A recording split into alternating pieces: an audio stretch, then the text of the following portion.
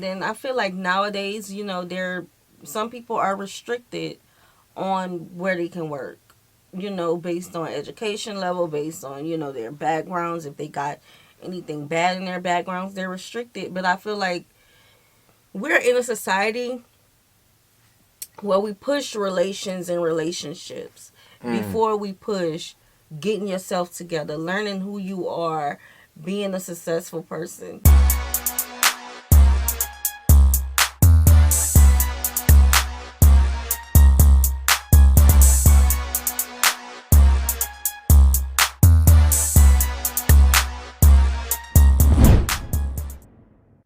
What's good, y'all? It's the Demouchet REACT, and we're back with another video. Who we got today, C? Today we're back with another American reaction. Yes. This video is going to be interesting. This is a 1970, man and woman debating about relationships, and we're a happily married couple. Right, in right. 2023. I wonder if the morals changed from then to now. You know what I'm saying? Definitely. I know there's some things that we still do in relations that has been historic, but let's see the more principle-based things that we do in relationships from then to now. Right, definitely. So if you're new to us and we're new to you, make sure you scroll down, hit that subscribe button, and turn on the post notification bell because we're on the road to 100K. And we cannot get there without you guys, all right? Join the family. Without further ado, let's get into the video. Let's get it. The feeling of racial pride is not new for many African Americans, but the resurgence of black awareness and pride, black men and women face new problems, not only in relation to white society, but to each other in a black society. Recently, there has been a stream of articles on this subject, and the Chicago Daily Defender, America's largest black newspaper, began a series some weeks ago on the emergence of the new black woman. Benny Washington, reporter for the paper, surveyed the Chicago scene to report on how black men and women believe the revolution in racial pride will affect them and their families, before the sociologists and experts tell us how we are supposed to react. As a reporter for the Chicago Daily Defender, and as a black woman married to a black man, I've become deeply aware of the effects of this new black revolution on the relationship between black man and black woman. I see it among my own friends, and I also see it in my home. But the most revealing and the most vocal statements about what the new black man expects from the new black woman came when I met with a group of young unmarried friends one Saturday afternoon. I think that what's happening in America as far as black men, black women is concerned is that there's a revolution within a revolution. We are fighting our own woman. Our woman will not allow us to emerge as black men. No.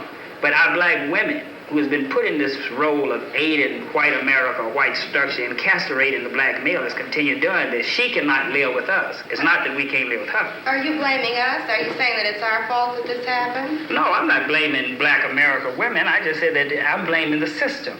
They are victims of the system like the black male. Well, why do you say that we are castrating you? You say that you want to be the leaders. Okay, well, what about the black professional woman? Are you saying that there should be no black professional woman? Are you trying to deny black women the right to be creative, the right to function? We're not asking for you to take a back seat. We're saying that you have got to be astute enough and can view the situation well enough where you just automatically know what your role is and step back. And whenever you want to have that aggressive thing, this is the thing that the young black man today is not going to tolerate. My old man tolerated it because his old man tolerated it. It came up for years and years and years. But today, the young black man is not going to take it. He's going to be out there as a leader. White America has used black women to keep the black male in his place. And you're still aiding him by saying, well, we are qualified, we want to work, we can help. Okay, how are you going to reprogram men so that they don't let us take over what's supposed to be their responsibility? And men that I have had dealings with, they are perfectly willing to sit back and let us do anything we want to. I don't think that you have to reprogram men. I think you have to reprogram women. No, you have to reprogram the man so that he will forcefully take what belongs to him, because you know women, as long as we can get, we're going to get, and it's part of our being. We're going to do anything to you that you let us, whether we want to or not. You don't want to live on the level of income that I can afford you in love. me on the basis of that, you want to always be aspiring to have all those things that's a part of the great middle class white American society. And because I can't deliver these things to you, you say that you are not a man. I don't measure a man by how much money. Ooh. Okay, y'all. Calm down, y'all. That sounds like what's going on today. What? That part when they was talking about how I gotta play it back, y'all. I gotta play it back. It's a lot that I'm thinking about. I gotta play it back. Always be aspiring to have all those things that's a part of the great middle class white American society. And because I can't deliver these things to you, you say that you are not a man. And it's not everybody, but this is an era that exists. You know what I'm saying, in our black community, where the women are going to go after the most flashiest, most well-off, well-paid type of man image that can, represent what she wants out of life before she settles with a man that's at McDonald's. You know what I'm saying? And that kind of goes back what he's saying. She would rather go to someone that can, what's the words I'm looking for? That can serve her in a way. Provide. Thank you. That can provide for her in all sorts of ways, whether it's income, time, and anything else that requires for her needs to be met. But if a man is not there, and if he ain't meeting, first of all, he can't pay for the things that she wants. He ain't there because he got to work to get the things that she wants. And on top of that, he's stressed out and he's tired. So okay, I mean, I understand. I feel like nowadays, I feel like women, they have a right to be with the person that they want to be with. We are not in the 1970s where we were, just fighting our way up with equality. But that still exists, though. It does exist, but I just feel like in today's age, if she wants to be with a person who can help provide the type of life that she wants to live, then so be it. But at the same time, our social bracket is all in the same neighborhood. Yeah. Meaning that you will have a uprising millionaire, someone that's on the urge of being homeless, all in the same neighborhood, and so forth and so forth. And if this is the only people that they see, she would probably want to give her. And like you said, you're right. She do have the right to, go who she want to go with. But because of how the system is set up, a lot of people aren't able to provide for the woman's in a way because they have to go and get it, and they always got to focus on getting it. Yeah, and then I feel like nowadays, some people are restricted on where they can work, based on education level, based on, their backgrounds. If they got anything bad in their backgrounds, they're restricted. But I feel like we're in a society where we push relations and relationships before we push getting yourself together, learning who you are, being a successful person, before you even worry about another person, being with another person. But to try to put myself in 1970, I understand what he's saying. Another person said something about qualify. So I'm guessing that may have been, like the incentives, like what they were doing back then on how, the government will help you with these certain things. And it sounded like he was speaking about for the woman. Yeah. But you can't have a man in a household to qualify for these certain things that the government will help you with, because they felt like a man should go out and provide for himself, provide for his family. Y'all shouldn't need, government, help. So this is heated. So that's why they was probably making that mention about how the woman are always going to go out and get it no matter what. And they got to reprogram the man so he can be acceptive to that. Right. But the man feels like that the woman need to be in the house. And this is the time frame that she need to be in the house, and they need to go get it. He said know her role. Something her role. He need to be out there being a leader. You know what I'm saying? So, but this is also during the time he spoke on how black women were aiding to the white. He said something about that. Black women were aiding in that. This is during the times where they were passing laws where black women could not stay at home and be stay-at-home moms and raise their children. They couldn't be homemakers. So this time is very complex. Very, very complex. So it's interesting just hearing it out of their own mouths, I don't measure a man by how much money he can bring home. I measure a man by how he treats me. Whether when I'm tired and I'm sick and I'm scared, he's there. For these women, the men are there. But with the feeling of racial pride has come new conflicts and new problems. Across America, they meet to discuss what Black awareness means to their families and to them as Black women of today. You know, there have been a lot of myths created about the Black family. We all recognize that. And one of the most pernicious myths is the myth of the Black matriarch, you know, and this whole concept. And I think this is one of the reasons that the Black community reacted so negatively to the Moynihan report, because we know that that's not true. It was not like the Black woman has not been a matriarch in the sense that it has been defined thus far. And thank God research, and I hope Black research, is being done now to reverse that kind of thing. In fact, the Black woman has been a woman at the head of a household, not by choice, but by necessity. And more often, that's right, and more often than not, she is not a strong, matriarchal, aggressive, domineering figure. She is a woman in search of a man. But this story has not been told. The prejudiced society created what we have now. So that's what we were. Okay, we have a revolution going on. We're part of the revolution. We're in an evolution. I think the revolution is yet to come. She said, Well, this evolution. thing we'll keep say. tossing the word revolution around lightly. Everybody. Actress Val Ward performs the works of our Black poets and dramatists. For her, Black awareness is not revolutionary, but the very foundation of her marriage. Val's husband, Francis Ward, talks of the struggles of the Black family in the past and the obstacles that lie ahead. It's extremely important for Black history and culture to be transmitted from generation to generation.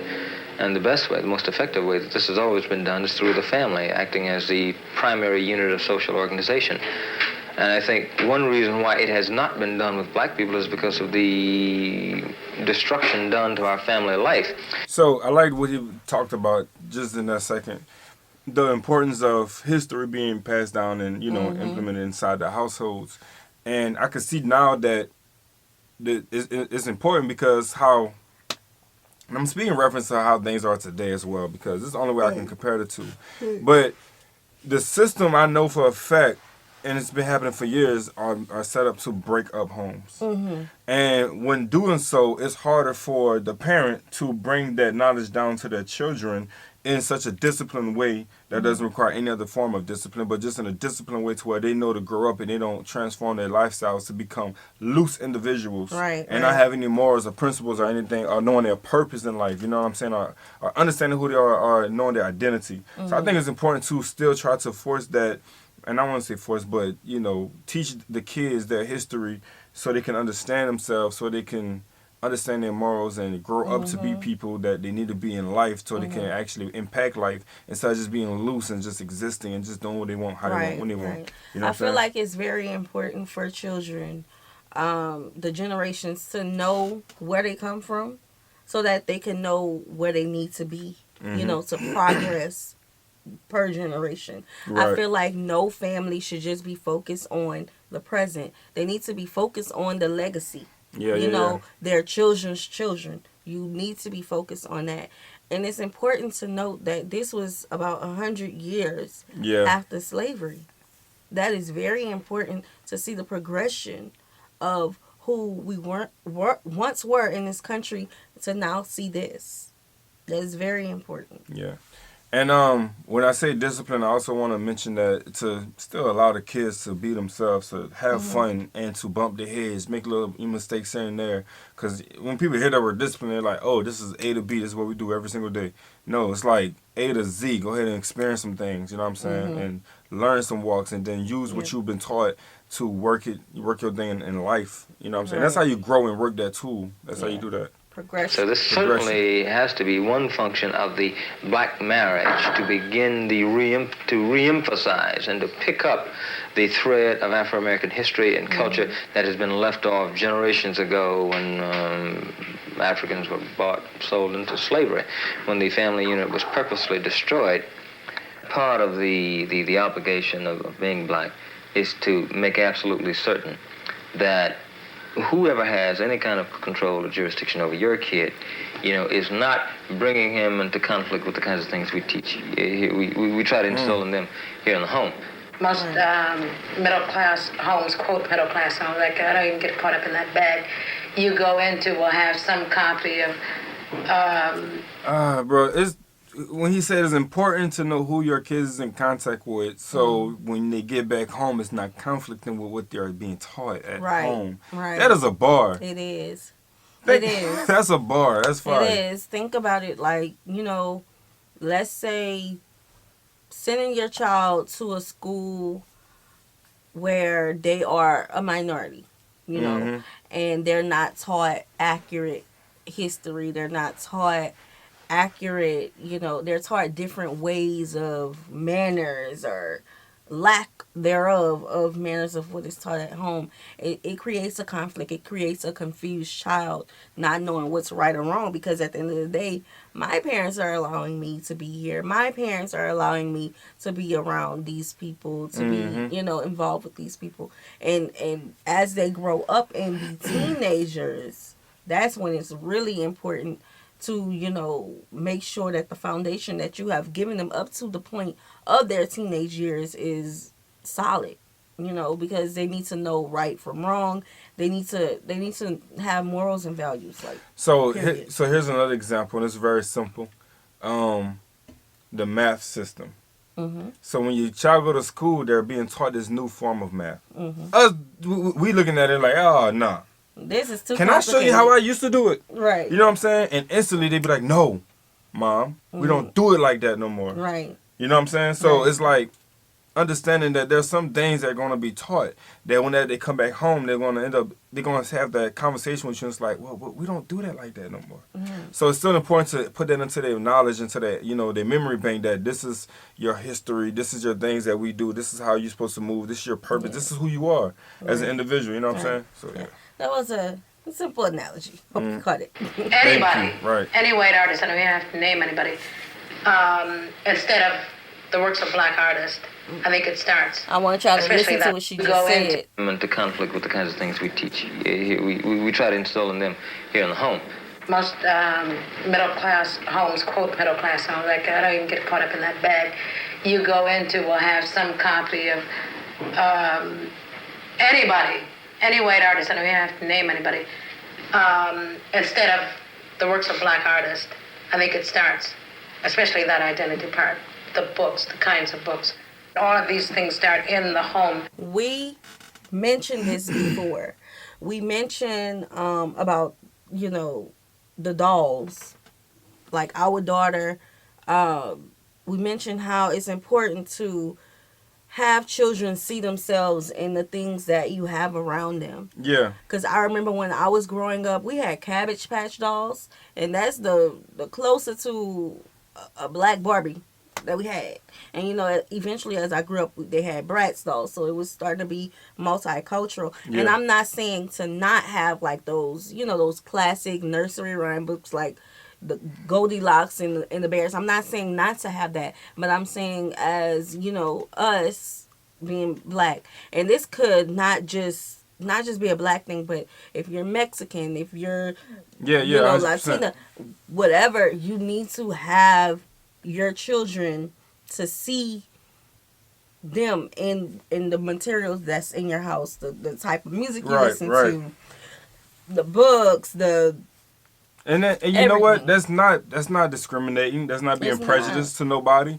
Because at the end of the day, I wouldn't take a beautiful rose and place it in a winter type of climate and expect for it to do the same job that it would do. You know what I'm saying? So I wouldn't expect for my child to be fed all of this stuff that has nothing to do with who they are. Right. And at some point, you can still have those experiences and enjoy it and hee-haw with other people that do that type of stuff and understand it. But at the same time, you have to know yourself. Right. You got to know yourself. And it's important for them to have a healthy way of looking at who they are when they're learning their identity. Ooh, a healthy way. Because let's talk about colorism in the black community. There's girls who want to be lighter. They want to have a looser curl pattern than kinky hair, like that's when you'll start dealing with that. If they don't see themselves as a young age in their baby dolls, the things they play with, the games they watch, the TV they watch, is gonna have They're gonna bad be fed. connotations when they grow up. Yeah, and they're gonna be fed easily to do things that has nothing to do with themselves because they want no value. Right. And they want no value. Rather than complaining about them being in the schools at this point. Unless we're absolutely certain of how that teacher is handling them, then we may have to assume that whole responsibility. We may have to pull them out of school ourselves, and do all the educating ourselves. Talk Say, about for instance, when they say to my child to draw, last year Rhonda painted Abraham Lincoln brown and she was put in the corner, We had to go up to the school and deal with that. They must be respectable to their peers in school. And what we do, we handle that. We don't say, you jump up, you curse that teacher out, or you say it doesn't exist. But they see us at that school knocking on the door. You have to be in there. Either we're going to control, their minds here, or at least give them the choice. A lot of this is new to us, and a lot of these things we're grappling with, and we don't want to give anybody the impression that we have the answer to everything. Not only that, let me cut you off again.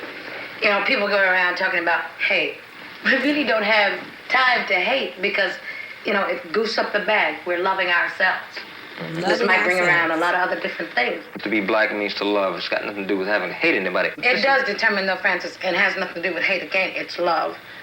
That we might have to do certain things to protect that love. It may bring us into conflict with somebody. No, it will bring conflict, but out of darkness comes light. Everything that came out of darkness was just beneficial to life. Mm-hmm. Everything that came out of darkness from a child, from your ideal thought, from the darkness of your brains, you know what I'm saying?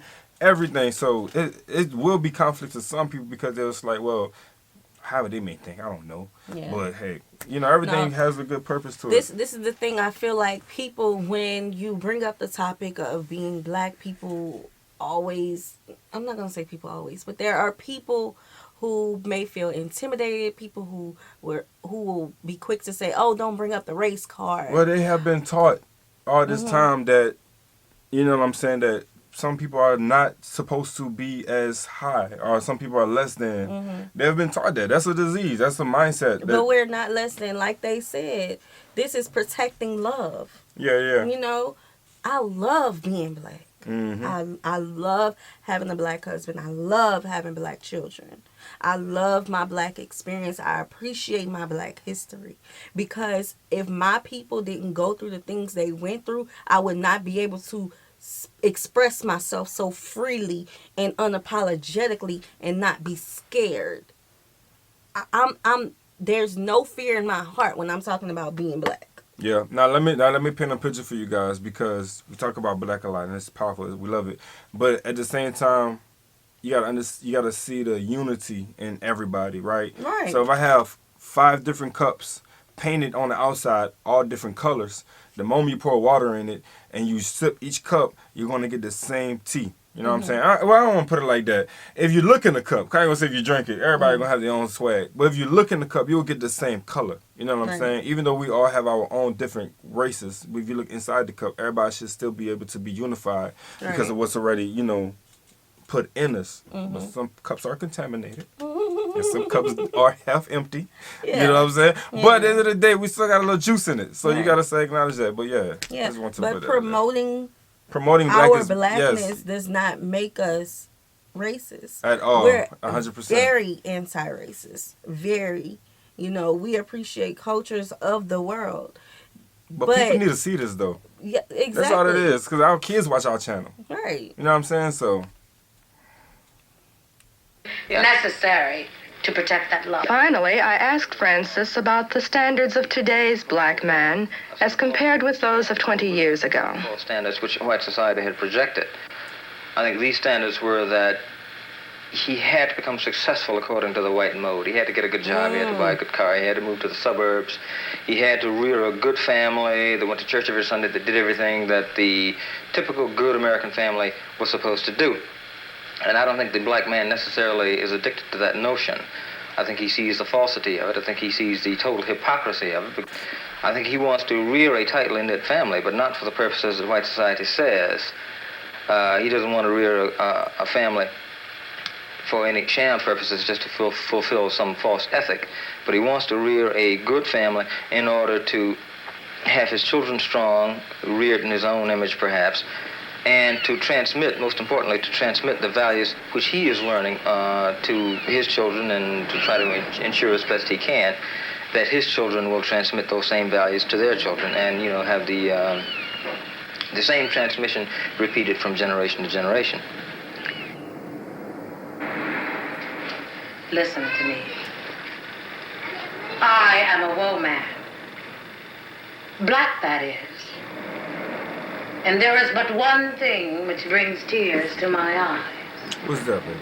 And that is to hear man, woman, or child stand up with strength and say, I'm proud.